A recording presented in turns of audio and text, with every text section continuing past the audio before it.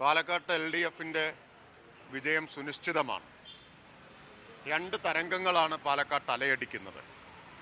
ഒന്ന് സരിൻ അനുകൂല തരംഗമാണ്. സരിൻ വേവ് പാലക്കാടിനെ ഇളക്കി മറിച്ചുകൊണ്ടിരിക്കുകയാണ്. രണ്ടാമത്തേത്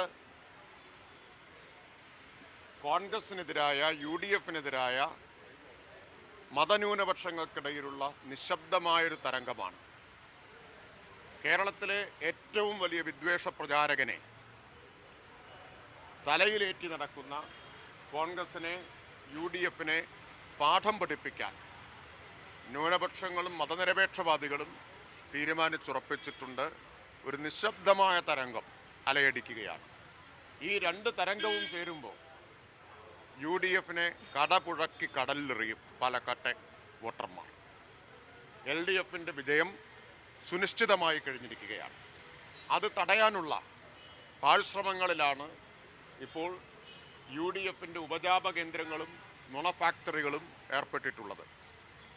അതിനെതിരെ കരുതിയിരിക്കണം എന്ന് ഇടതുപക്ഷ ജനാധിപത്യ മുന്നണി പ്രവർത്തകരോട് ഞങ്ങൾ അഭ്യർത്ഥിക്കുകയാണ്. എല്ലാം വ്യാജമാണല്ലോ. വ്യാജ കാർഡ്, വ്യാജ വോട്ട്, വ്യാജമായിട്ട് കൊണ്ടുവന്ന പണം, വ്യാജ മദ്യം, വ്യാജ ന്യൂനപക്ഷ സ്നേഹം. ഇപ്പോൾ KPCC പ്രസിഡന്റ് ഇന്നലെ പറഞ്ഞത് ബാബറി മസ്ജിദ് തകർത്തത് ഏതോ ജാംബവാന്റെ കാലത്തെ കാര്യമാണ് എന്നാണ്. ഇതാണ് ഇവരുടെ ന്യൂനപക്ഷ പ്രശ്നങ്ങളോടുള്ള സമീപനം, മതനിരപേക്ഷതയോടുള്ള സമീപനം എന്നോർക്കണം. ഇന്ത്യയിലെ കോടിക്കണക്കിന് മതനിരപേക്ഷവാദികളുടെ ഹൃദയത്തിൽ ഇപ്പോഴും ചോര വറ്റാത്ത മുറിവാണ് ബാബറി മസ്ജിദിൻ്റെ തകർച്ച. ആ തകർച്ചയെ ജാംബവാന്റെ കാലത്തെ കാര്യമെന്ന് പറഞ്ഞ് നിസ്സാരവൽക്കരിച്ച സുധാകരനുള്ള മറുപടിയും പാലക്കാട്ട് ജനങ്ങൾ കൊടുക്കും, ഒരു സംശയവും വേണ്ട. അപ്പം അതിനെയൊക്കെ തടയാൻ ഇനി അവസാന ആയുധം എന്താണ്? കള്ളപ്പണമൊഴുക്കുക, വ്യാജമദ്യമൊഴുക്കുക, പിന്നെ നുണബോംബുകൾ പൊട്ടിക്കുക. അതിനൊക്കെ കരുതിയിരിക്കണം. LDF പ്രവർത്തകർ അതിനെ നേരിടാൻ പൂർണ്ണമായും സജ്ജരാണ്. കഴിഞ്ഞ ഏതാനും തെരഞ്ഞെടുപ്പിലെ രീതി അതാണല്ലോ. തെരഞ്ഞെടുപ്പ് ദിവസം അല്ലെങ്കിൽ തലേ ദിവസം 24 മണിക്കൂർ പോലും ആയുസ്സില്ലാത്ത ബോംബ് പൊട്ടിക്കുക, ആളുകൾക്കിടയിൽ ആശയക്കുഴപ്പമുണ്ടാക്കാൻ നുണകൾ സൃഷ്ടിക്കുക എന്നതാണ്. അതിനെയെല്ലാം നേരിടാൻ ആയിരക്കണക്കിന് LDF പ്രവർത്തകർ സുസജ്ജരായി കഴിഞ്ഞു. LDFിൻ്റെ ഒരു തേരോട്ടമാണ് പാലക്കാട്ട് ഉണ്ടായിട്ടുള്ളത്.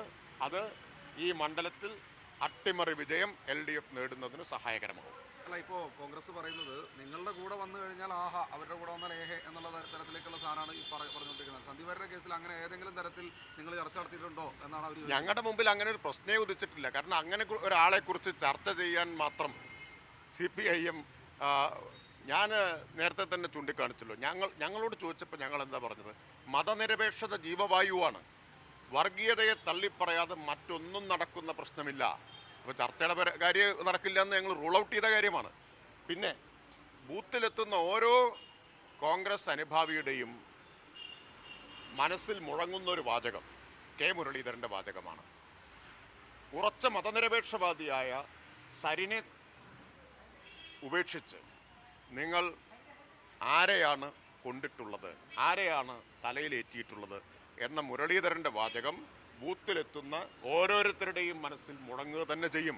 ഒരു സംശയകാര്യത്തിൽ വേണ്ട. അപ്പോൾ അവർ ഈ വർഗീയതയുടെ കാളകൂടത്തെ ചുമന്നതിൻ്റെ ശിക്ഷ ഈ തെരഞ്ഞെടുപ്പിൽ പാലക്കാട്ട് വോട്ടർമാർ നൽകും.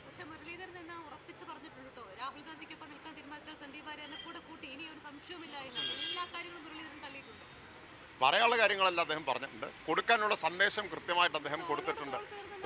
കോൺഗ്രസിൽ നിൽക്കുമ്പോൾ ഇതിനപ്പുറം അദ്ദേഹത്തിന് പറയാനാവില്ല. മാത്രമല്ല, ഇവിടെ മുരളീധരൻ പ്രചരണത്തിന് വന്നതിലും അദ്ദേഹത്തോട് അതിയായ നന്ദിയുണ്ട്. അദ്ദേഹം ഇവിടെ വന്നത് UDF സ്ഥാനാർത്ഥിക്ക് വേണ്ടിയാണ്. പറഞ്ഞത് ഡോക്ടർ സരിൻ്റെ മിടുക്കിനെ കുറിച്ചാണ്. അപ്പോൾ ഞങ്ങളെ സംബന്ധിച്ച് മുരളീധരൻ വളരെ വലിയ പ്രയോജനം ചെയ്തിട്ടുള്ള ഒരാളാണ്. ഈ റോഡ് ഷോ എങ്ങനെയായിരിക്കും തുടങ്ങുക? ബാക്കി റോഡ് ഷോ വിക്ടോറിയ കോളേജ് പരിസരത്തും തുടങ്ങും. ഈ റോഡ് ഷോ പാലക്കാട്ടത്തെ ഈ ഉപതെരഞ്ഞെടുപ്പിൽ ആര് ജയിക്കും എന്ന് തെളിയിക്കുന്ന ഒരു റോഡ് ഷോ ആയിരിക്കും.